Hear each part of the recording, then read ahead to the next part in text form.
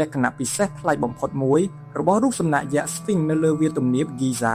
គឺការបាត់បង់ជ្រមុះរបស់វាតាមការប៉ាន់ស្មានរបស់អ្នកប្រវត្តិសាស្ត្រជ្រមុះដើមដែលត្រូវបានដាប់ចេញពីថ្មកំបោរផ្ទាល់មានប្រវែងរហូតដល់ទៅប្រហែល 1.70 ម៉ែត្រការបាត់បង់នេះបានបង្កើតឲ្យមានពាក្យចចាមអារាមនិងការរុករកការពិតជាច្រើនសតវត្សមកហើយរឿងព្រេងដែលរីករាលដាលខ្លាំងបំផុតមួយបានចោទប្រកាន់ថាកងទ័ពរបស់អធិរាជបារាំងណាប៉ូឡេអុងបូណាប៉ាតបានបាញ់កណ្ដុងកំទេចជ្រមុះនេះក្នុងកំឡុងពេលយុទ្ធនាការយោធារបស់ពួកគេប៉ុន្តែទ្រឹស្ដីដ៏ល្បីល្បាញមួយនេះត្រូវបានគេបដិសេធនិងដកចេញពីប្រវត្តិសាស្ត្រពិតទាំងស្រុងតែយើងដឹងថាណាប៉ូឡេអុងមិនមែនជាអ្នកធ្វើដោយរបៀបណាផុសតាងមានចែងនៅក្នុងសៀវភៅប្រវត្តិសាស្ត្រមួយមានចំណងជើងថាការធ្វើដំណើរទៅកាន់ស្រុកអេស៊ីបនិងណូប៊ីដែលបោះពុម្ពផ្សាយនៅក្នុងឆ្នាំ 1557 សៀវភៅនេះត្រូវបានសរសេរដោយអ្នករុករកជនជាតិដាណឺម៉ាកលោក Frederick Louis Norden ដែលគាត់បានធ្វើដំណើរទៅដល់ប្រទេសអេស៊ីបនៅក្នុងឆ្នាំ 1537 សួស្តីអ្នកទាំងអស់គ្នាខ្ញុំសាន់រិនស្វាគមន៍មកកាន់ Channel Dimension Knowledge បើសិនអ្នកនរគ្នាថ្មីមិនទាន់ Subscribe ទេសូមកុំភ្លេចចុច Subscribe ឲ្យ Channel របស់ខ្ញុំម្នាក់មួយផងណាអរគុណច្រើននៅក្នុងសៀវភៅនោះគាត់បានគូគំនូរព្រាងយ៉ាងច្បាស់លាស់មួយរបស់រូបសំណាក Sphinx ដែលបង្ហាញថាវាមិនមានជ្រមុះតាំងពីពេលនោះមកម្ល៉េះព្រឹត្តិការណ៍នេះបានកើតឡើងរាប់សិបឆ្នាំមុនពេលដែលណាប៉ូឡេអុងដឹកនាំទ័ពមកជន់ទឹកដីអេស៊ីបក្នុងចន្លោះឆ្នាំ 1798 ដល់ 1801 ទៅទៀតបើតាមការស្រាវជ្រាវទ្រឹស្ដីដែលគួរឲ្យជឿជាក់បំផុតគឺការបំផ្លាញដោយចេតនាក្នុងសតវត្សទី 14 ក្រោមហេតុផលសាសនាយោងតាមសំណេរប្រវត្តិសាស្ត្ររបស់លោក Al-Makrizi ដែលរស់នៅក្នុងកំឡុងឆ្នាំ 1364 ដល់ 1442 បានបញ្ជាក់ថាមានមេដឹកនាំសាសនាម្នាក់ឈ្មោះថា Muhammad Sa'am Alda គាត់បានខឹងសម្បារយ៉ាងខ្លាំងនៅពេលឃើញប្រជាជនក្នុងតំបន់នាំគ្នាយកសំណាញ់ទៅថ្វាយរូប Sphinx ដើម្បីបន់ស្រន់សូមឲ្យទិន្នផលកសិកម្មបានល្អដើម្បីទប់ស្កាត់ការគោរពបូជារូបព្រះគាត់ក៏បានយកញូសអាធំទៅវិបំបាក់ជ្រមុះរបស់ Sphinx តែម្ដង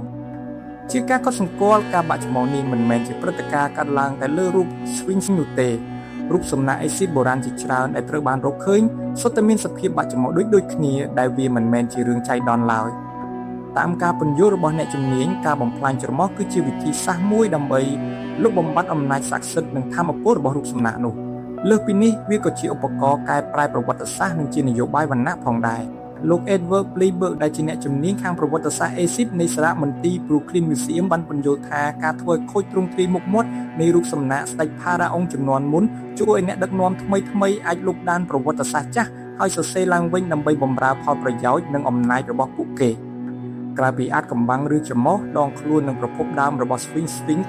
ក៏រឹតតែគួរឲ្យចាប់អារម្មណ៍ផងដែរចំពោះរូបរាងជាសត្វតោដងខ្លួនរបស់ Sphinx ត្រូវបានដាប់ចេញពីផ្ទាំងថ្មកំបោរផ្ទាល់ដោយយកទម្រង់តាមសត្វតោដែលជាទម្រង់តំណាងឲ្យអំណាចនិងការការពារនៅក្នុងវប្បធម៌អេស៊ីបបុរាណវាដេកសណ្ដូកជើងនិងលាក្រញ៉ាំដ៏ធំទាំងពីរទៅមុខកាលពីដើមវាត្រូវបានគ្របដណ្ដប់ដោយដុំថ្មកំបោរដើម្បីកែច្នៃទម្រង់ឲ្យកាន់តែរលោងស្អាតប៉ុន្តែពេលវេលារាប់ពាន់ឆ្នាំបានបន្សល់ទុកនៅស្នាមសឹកដានយ៉ាងច្បាស់រីឯពណ៌ដើមដ៏ឆើតឆាយយោងតាមការចុះផ្សាយរបស់ National Geographic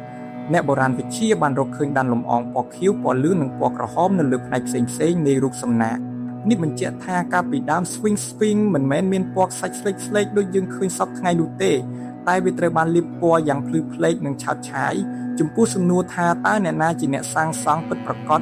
នេះនៅតែជាប្រធានបទជជែកវែកញែកគ្នាមិនចេះចប់ប៉ុន្តែទ្រឹស្ដីដែលត្រូវបានគេទទួលស្គាល់និងគាំទ្រច្រើនបំផុតគឺការសាងសង់ឡើងដោយស្ដេចផារ៉ាអុង Khafre ដែលគ្រប់គ្រងក្នុងកំឡុងឆ្នាំ 2558 ដល់ 2532 មុនគ្រិស្តសករាជការសន្និដ្ឋាននេះផ្អែកលើទីតាំងរបស់ Sphinx ដែលស្ថិតនៅជិតប្រាសាទបញ្ចុះសពរបស់ទ្រង់ព្រមទាំងទម្រង់មុខរបស់វាដែលមានភាពស្រដៀងគ្នាយ៉ាងខ្លាំងទៅនឹងរូបសំណាកផ្សេងទៀតរបស់ស្ដេចផារ៉ាអុង Khafre ទោះជាយ៉ាងណាក៏ដោយក៏នៅមានទ្រឹស្ដីខ្លះជឿថាវាអាចមានអាយុកាលចាស់ជាងនេះទៅទៀតមិនថានៅមានច្រមុះឬបាត់បង់ច្រមុះនោះទេ Sphinx នៅតែជារូបសំណាកដ៏មានឥទ្ធិពលនិងជាឆ្មាំការពារដ៏ស្ងប់ស្ងាត់នៃកំពូលពីរ៉ាមីតដ៏អស្ចារ្យរបស់អេស៊ីបដែលឈរយ៉ាងរឹងមាំនៅលើវាលទំនាប Giza អស់រយៈពេលរាប់ពាន់ឆ្នាំមកហើយតើអ្នកទាំងអស់គ្នាគិតយ៉ាងណាដែរចំពោះអាចកំបាំងនៃការបំផ្លាញច្រមុះរបស់ Sphinx នេះប្រសិនបើអ្នកចូលចិត្តព័ត៌មានលម្អិតបែបប្រវត្តិសាស្ត្រពិតបែបនេះសូមកុំភ្លេចចុច Like Share និង Subscribe Channel របស់ខ្ញុំដើម្បីកុំឲ្យរំលងវីដេអូស្រាវជ្រាវថ្មីៗជាច្រើនទៀត